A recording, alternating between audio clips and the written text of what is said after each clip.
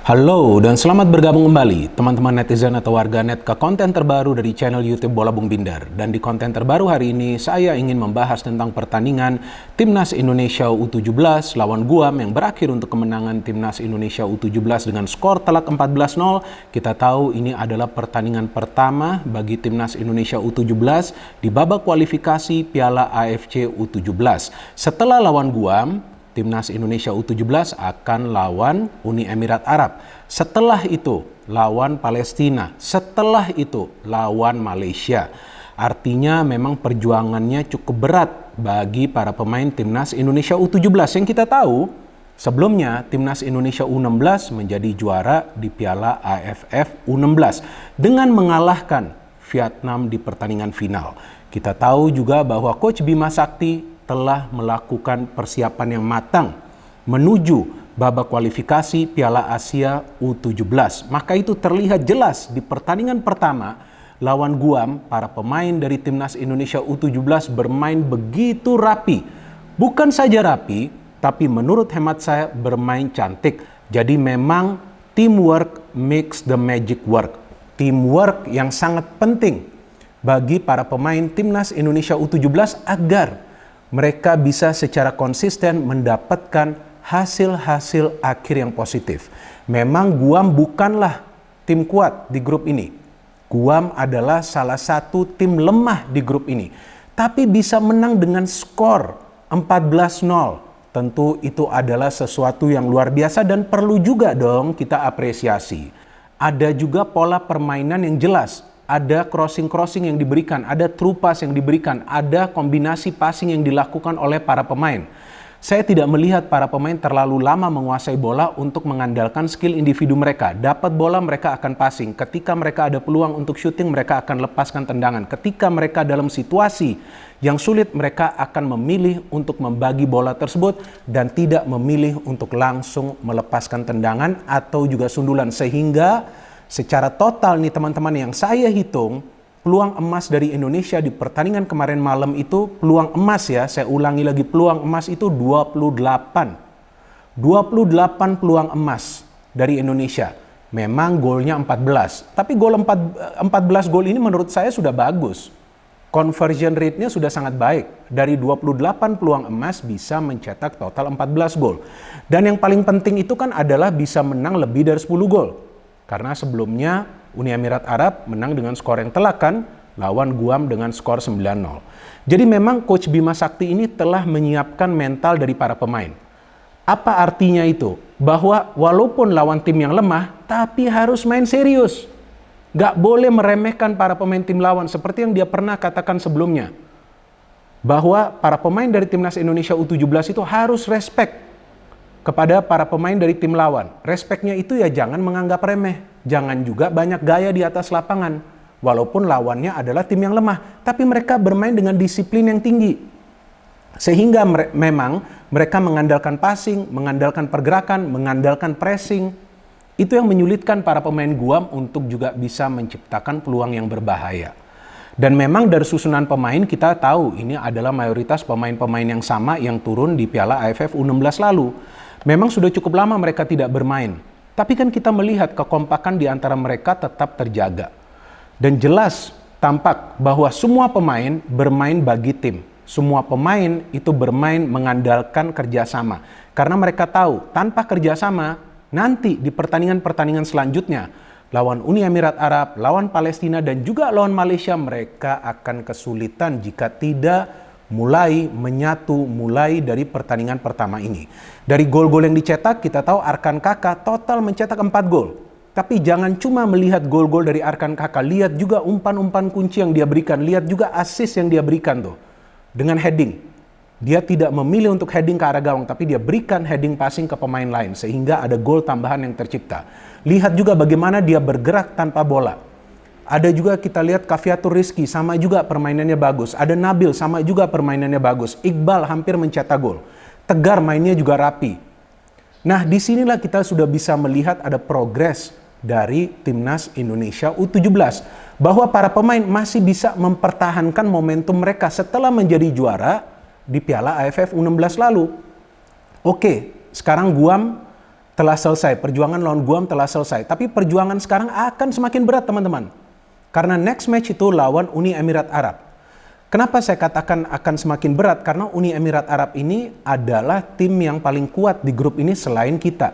Memang Malaysia di Piala AFF U16 lalu gak lolos dari grup, tapi bukan berarti mereka tidak bermain bagus. Mereka tidak menjadi salah satu runner-up terbaik, maka itu mereka gak lolos dari fase grup. Tapi tim ini juga mainnya cukup baik. Mereka juga telah berhasil meraih 1 kali kemenangan lawan Palestina, kalau nggak salah tuh skornya 4-0. Kalau Uni Emirat Arab kan sudah main 2 kali, maka itu sementara mereka berada di peringkat nomor 1. Jadi Uni Emirat Arab ini adalah tim yang kuat. Karena kalau kita melihat rekam jejak dari tim ini, di level U17 mereka sering menjadi juara di Piala Teluk, mereka sering lolos ke Piala AFC, dan mereka memang melakukan regenerasi secara kontinu, artinya secara berkesinambungan.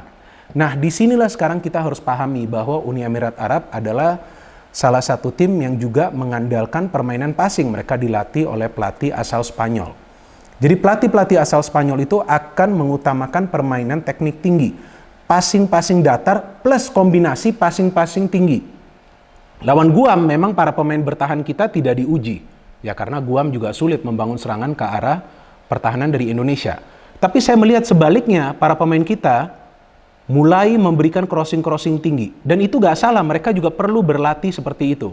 Perlu juga bermain seperti itu sesekali. Ketika mereka mendapatkan peluang untuk memberikan crossing tinggi. Dan hasilnya, para pemain kita juga bisa mencetak gol dari crossing tinggi tersebut dengan melakukan sundulan yang akurat. Jadi ini Uni Emirat Arab juga feeling saya akan mengandalkan crossing-crossing tinggi pada momen yang tepat. Nah, para pemain kita di lini pertahanan itu perlu waspada. Caranya bagaimana untuk mengantisipasi crossing-crossing tinggi ini? Yang pertama mencegah para pemain Uni Emirat Arab untuk memberikan crossing-crossing tersebut. Artinya memaksa mereka hanya untuk bermain dari tengah.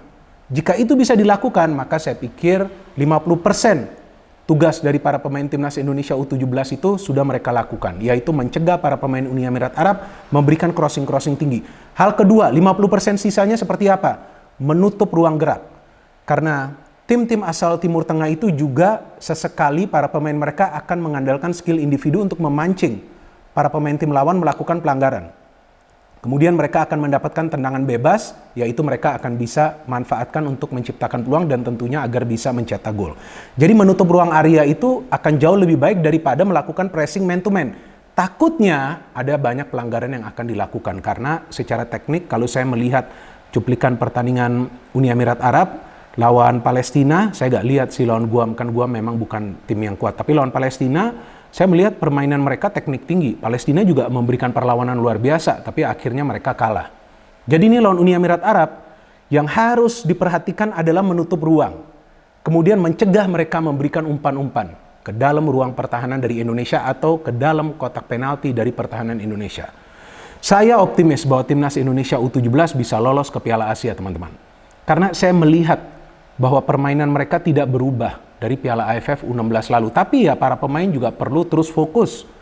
Dan feeling saya juga para pemain nggak cepat puas dengan kemenangan lawan Guam. Karena kan itu kemenangan juga lawan tim yang lemah. Tapi ya hebat juga bisa menang dengan skor 14-0. Itu hebat menurut saya. Halftime sudah 7-0. Babak kedua ditambah lagi 7 gol. Ada beberapa pemain pengganti yang masuk juga bagus.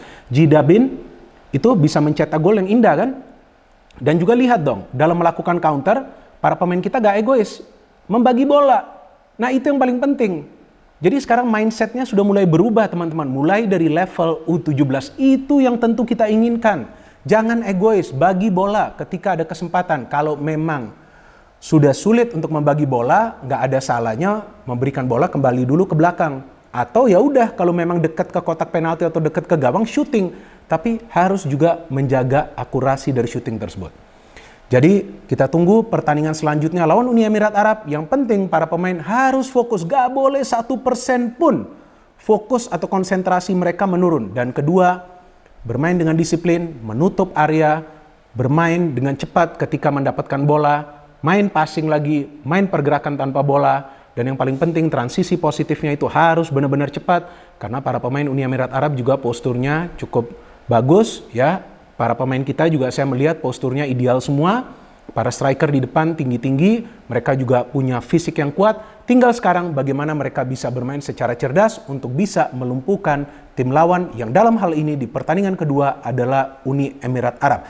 Tidak ada yang mustahil teman-teman dalam sepak bola, asalkan tim tersebut bermain mengandalkan kerjasama. Jadi kita tunggu pertandingan kedua dari Timnas Indonesia U17. Ayo kita support Timnas Indonesia U17 agar mereka bisa memberikan yang terbaik di atas lapangan dan juga agar mereka bisa lolos ke Piala Asia U17 setelah sebelumnya Timnas Indonesia Senior lolos ke Piala Asia, Timnas Indonesia U20 lolos ke Piala Asia. Sekarang waktunya bagi Timnas Indonesia U17 juga lolos ke Piala Asia. All the way Indonesia. No hate, no politics, only football. Salam sepak bola.